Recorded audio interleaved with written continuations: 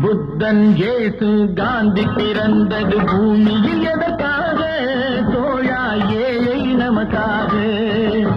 கங்கை யமுனை காவிரி வைகை ஓடுவதற்காக. நாளும் உழைத்து தாகம் எடுத்த தோழர்கள் நமக்காக. கேள்விக்குறி போல் முதுகு வளைந்து உழைப்பது எதற்காக? மானம் ஒன்றே பெரிதென எண்ணி பிழைக்கும் நமக்காக.